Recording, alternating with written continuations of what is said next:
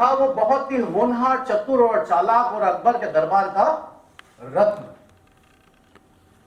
एक बार की बात है कि सालों सालों सालों अकबर की नौकरी बजाते बजाते एक दिन उसकी बीवी ने अपना झंडा निकाल लिया। झंडा निकाल लिया मतलब वो गुस्सा हो, जैसा सबकी होती है वो भी हो गई। और गुस्सा किस बात पे हो गई? बोले ये क्या तरीका है, तुम सारे समय बस बादशाह बादशाह बादशाह करते रहते हो, घर में आते हो तो भी उनकी बातें करते हो, बाहर रहते हो तो भी उनकी बातें करते हो, मैं तुम्हारी जिंदगी में क्या? बोले तेरी प्रॉब्लम क्या है भाई? बोले मुझे घूमने जाना है।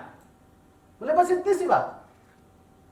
चतुर और चालाक था, पहचान गया कि कुछ तो लफड़ा है। तुरंत गया बादशाह के पास और बादशाह को जाके बोलता है, बादशाह जान माफी हो तो मैं एक चीज आपसे अर्ज करना चाहता हूं। बोले बोलो बोलो क्या है? बोले वो क्या है ना कि बीवी नाराज हो गई है। बोले तो कौन सी नई बात हो गई है? बोले नहीं नहीं इस बार ज्यादा वाला। बोले क्या चाहिए तुझे? बोले कुछ नहीं, एक सप्ताह की छुट्टी चाहिए, बीवी को 4 धाम की यात्रा करवा के ले आऊं, हो जाएगा मेरा काम।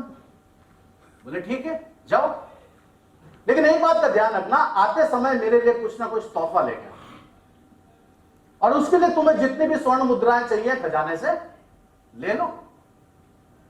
पैसा किसका? बादशाह का। गिफ्ट किसके लिए? बादशाह का। तो थोड़ा अच्छा ही ले लो। तो उसने जितनी मुट्ठी भरी उतनी मुट्ठी भर के जेब में डाली और निकल गया। सारे धाम हो गए, 3 धाम हो गए, चौथा धाम पुरी, जगन्नाथपुरी। जगन्नाथपुरी दर्शन करने के बाद जब वो बाहर निकल रहे थे, बाहर निकलने के बाद सामने समुद्र, समुद्र के ऊपर टहल रहे थे, और अचानक से उसकी बीवी को याद आया कि आपने बादशाह के लिए कोई गिफ्ट लिया? बोले अरे यार वो तो मैं भूल गया। बोले एक काम करते हैं, चलो कुछ ले लेते हैं। तो जब वो गिफ्ट लेने के लिए जाने लगे, इतनी देर में देखते हैं कि वहां पे एक समुद्र किनारे एक आदमी चद्दर बिछा के बैठा था, और उसके हाथ में, उसके सामने ऐसे 3 मूर्तियां पड़ी हुई थी, बिल्कुल एक जैसी दिखने वाली, सेम टू सेम, डिक्टो टू डिक्टो एक जैसी मूर्ति। बीरबल ने बोला, बोले भैया बताओ जरा ये कितने की है? तो उसने कहा, बोले कि ये 1 स्वर्ण मुद्रा की। पहली मूर्ति जो थी वो कितने की थी? 1 स्वर्ण मुद्रा की। उसने दूसरी मूर्ति उठाई, बोले ये 100 की, और तीसरी उठाई और बोला कि ये 1000। बोले एक जैसी दिखने वाली, सेम टू सेम, डिक्टो टू डिक्टो, और रेट अलग अलग, ऐसा क्यों? सामने वाला भी खड़ा था, बोले खरीदे तो बताऊं, खरीदे तो बताऊं, मैं क्यों अपना टाइम खराब करूं?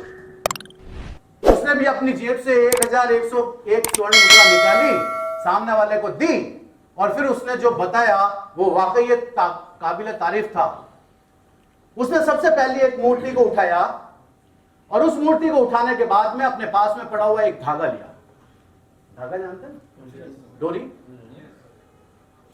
उसको लेके उसने इस कान से उसके डालता गया, और दूसरे कान से उसने उसको बाहर निकाल दिया।